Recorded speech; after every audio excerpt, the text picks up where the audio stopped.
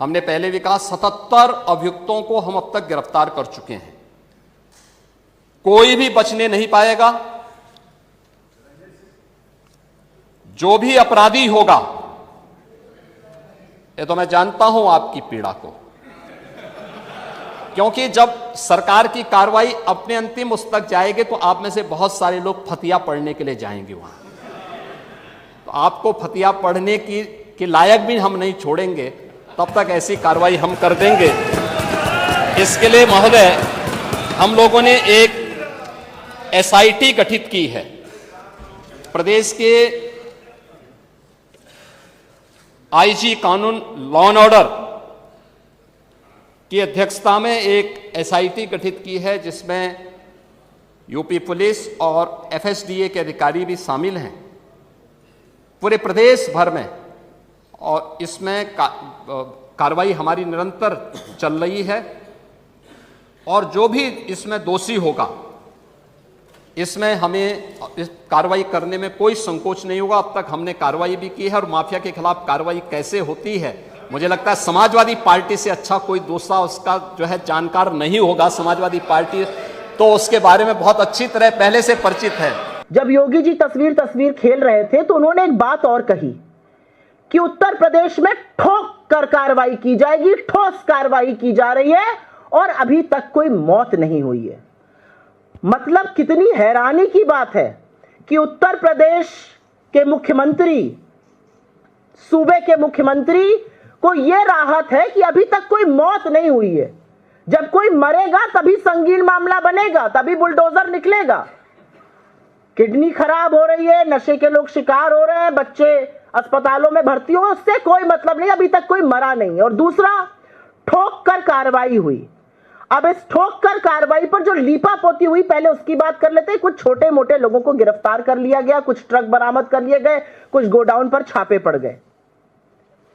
इसीलिए सवाल उठता है, कहां है शुभम जायसवाल? ठोक कर कार्रवाई कर रहे हैं ना, शुभम जायसवाल कहां है? कहां है धनंजय सिंह? उनके छोटे छोटे भैया बड़े बड़े कारनामे कर रहे हैं, तो बड़े भैया पर कार्रवाई कब होगी? और इसलिए इस मंच से और आपके माध्यम से कुछ जरूरी सवाल उठते हैं। कार्रवाई तो आप बाद में करिएगा। 5 साल से आपकी नाक के नीचे एक गोरख धंधा चल रहा था, जो जौनपुर, गाजीपुर, गाजियाबाद, कानपुर से शुरू होते होते अंतरराष्ट्रीय हो गया। आपको भनक भी नहीं लगी इसके बारे में? 5 साल में 500 करोड़ कमाने वाला शुभम जायसवाल, जब मामला सामने आया, प्रधानमंत्री के संसदीय क्षेत्र का व्यक्ति शुभम जायसवाल देश छोड़कर भाग गया या भगा दिया गया? 500 करोड़ जिस व्यक्ति ने कमाए, उस पर अब आंख में धूल झोंकने के लिए 50,000 का इनाम घोषित हुआ है। तो भागने में मदद किसने की? तीसरा सवाल, एसटीएफ इस मामले की जांच कर रही है और यूपी एसटीएफ के तो जितने गुणगान किए जाए कम है। आप में से तो कुछ साथी जानते हैं, 9-9 किलोमीटर हवाई चप्पलों में पैदल चल के एनकाउंटर करती है यूपी एसटीएफ। तो यूपी एसटीएफ इस मामले की जांच कर रही है, लेकिन तमाम तार यूपी एसटीएफ से जुड़े हुए बताए जाते हैं। तो वो कौन सी निष्पक्ष जांच कर रही है? वो भगा रही है, वो लीपापोती कर रही है, या वो सच ढूंढ रही है? ये मुझसे बेहतर आप पूछ सकते हैं और जान सकते हैं। ये छोटे छोटे लोगों की गिरफ्तारी करके किसको बचाया जा रहा है? कौन है वो बड़ी मछलियां जिनको इसमें बचाया जा रहा है? रसूख वालों पर कार्रवाई कब होगी? धनंजय सिंह जिनको छोटा भाई बताते हैं, तो बड़े भैया पर कार्रवाई कब करिएगा? भाई बात बात पर योगी जी को बुलडोजर बड़ा पसंद है, मुझे नहीं पसंद है। मुझे लगता है बुलडोजर जो है वो अदालतों पर ताला लगाने का काम करता है। लेकिन क्योंकि योगी जी को पसंद है, तो योगी जी से इस मंच के माध्यम से आपसे पूछते हैं कि बुलडोजर का डीजल खत्म हो गया है या बुलडोजर का ड्राइवर भी कोडीन पीकर नशे में लुत्थ पड़ा हुआ है? कब चलेगा आपका बुलडोजर? उत्तर प्रदेश में इसका किंग पिन, जिस व्यक्ति ने, जो इसका मुख्य अभियुक्त है, वो शुभम जायसवाल नाम का एक आदमी है। वो प्रधानमंत्री नरेंद्र मोदी के संसदीय क्षेत्र वाराणसी से आता है। उसने 500 करोड़ रुपए पिछले 5 साल में कमाए और पिछले 5 साल में उसका ये गोरख धंधा ऐसा पनपा, ऐसा फूला कि उत्तर प्रदेश से बिहार, बिहार से बंगाल, बांग्लादेश, नेपाल तक ये फैला। और वो अकेला नहीं है, और उसकी मैं फोटो दिखाना चाहती हूं। पहले ये शुभम जायसवाल नाम के व्यक्ति हैं। प्रधानमंत्री के संसदीय क्षेत्र वाराणसी से आते हैं। जरा इनकी दूसरी फोटो भी दिखाइए। ये जिसके साथ बैठे हैं इन पर अभी जरूर चर्चा करूंगी। धनंजय सिंह इन महानुभाव का नाम है। अगली फोटो दिखाइए। ये जो व्यक्ति दो खड़े हुए हैं, एक इसमें से अमित सिंह टाटा है, एक आलोक सिपाही है। ये बड़े रसूख वाले लोग हैं। एक बर्खास्त सिपाही है पुलिस फोर्स से और एक अमित सिंह टाटा है। ये धनंजय सिंह जी के साथ खड़े हुए हैं। ये सब लोग इस गोरख धंधे में शुभम जायसवाल के साथ पार्टनर थे। शुभम जायसवाल ने 500 करोड़ कमाए तो इन्होंने भी करोड़ों कमाए हैं। इनको धनंजय सिंह अपना छोटा भाई बताते हैं। जरा नेक्स्ट फोटो पे जाइए। ये सब उनके साथ की तस्वीरें हैं जो आपको दिख रही हैं। अब इस पे रुकिए जरा। धनंजय सिंह को आप में से कुछ लोग बाहुबली, कुछ माफिया, कुछ डॉन भी कहते हैं, लेकिन मेरे लिए तो अगली तस्वीर पे जाइए। मेरे लिए धनंजय सिंह बीजेपी के घटक दल जनता दल यूनाइटेड के राष्ट्रीय महासचिव हैं। अगली फोटो दिखाइएगा। और वो नीतीश जी के बड़े ही उनके साथ प्रगाढ़ संबंध है।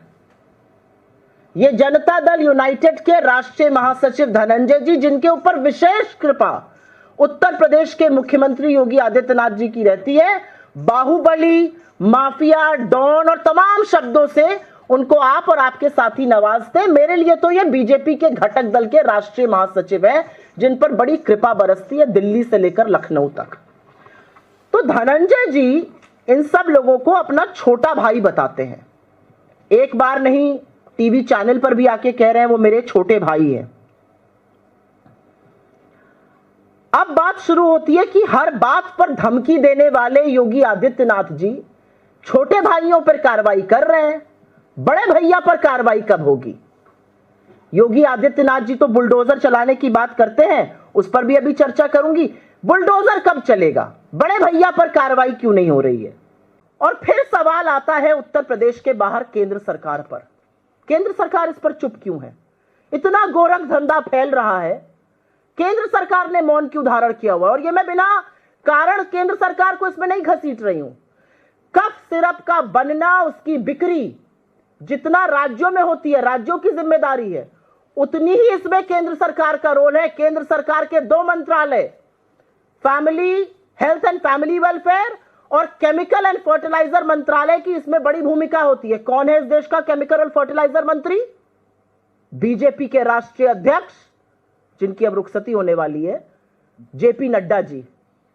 क्या आपने जेपी नड्डा जी के मुंह से एक शब्द सुना इस पूरे मामले पर? क्या बीजेपी के केंद्रीय मंत्रियों ने, केंद्रीय सांसदों ने, प्रवक्ताओं ने, बददिमाग नेताओं ने जो लपक लपक कर कैमरे पर बाइट देने के लिए आतुर रहते, क्या उन्होंने कहा कि यूपी में धनंजय सिंह और बाकी लोगों को क्यों बचाया जा रहा है? यूपी में कार्रवाई क्यों नहीं हो रही है? शुभम जायसवाल कैसे भाग गया? जिस मंत्रालय के अधीन कफ सिरप आता है वो भी मानो कफ सिरप पीकर सुप्त पड़ा हुआ है। क्यों चुप है जेपी नड्डा? क्योंकि असलियत यह है कि उत्तर प्रदेश में बुलडोजर जाति, धर्म और खास तौर से उपनाम देखकर चलता है। उत्तर प्रदेश में बुलडोजर विशेष समुदाय के खिलाफ चलता है, गरीबों के खिलाफ चलता है, रसूख वालों पर विशेष कृपा रहती है, उनको संरक्षण प्राप्त रहता है। और इससे पहले कि मैं माइक अपनी सहयोगी साधना भारती जी को दूं, दो बातें यहां पर कहनी और जरूरी हैं। और वो बातें कफ सिरप की अवैध बिक्री के बाहर, कफ सिरप के अवैध तरह से बिकने और सरकारों ने जिस तरह से उसका दुरुपयोग किया उस पर भी है। ये पूरा स्कैम है कफ सिरप का एक, और पूरा देश इसमें लिप्त पाया जा रहा है। चाहे वो मध्य प्रदेश हो, जहां पर एक कफ सिरप अवैध रूप से खरीदी गई। कोल्ड ड्रिफ्ट, आपको नाम याद होगा, 25 बच्चों की मौत हुई थी। और आपको याद है कि कैसे राजस्थान में तमाम मानक फेल हो गए थे, फिर भी कफ सिरप मुख्यमंत्री योजना में शामिल थी। तब भी नड्डा जी चुप थे, तब भी इस देश का स्वास्थ्य मंत्री चुप था। क्यों चुप थे आप? 25 बच्चों की मध्य प्रदेश में मौत होती है, 9 बच्चों की राजस्थान में मौत होती है, आप चुप क्यों हैं? केंद्र सरकार चुप क्यों है? कार्रवाई कब होगी?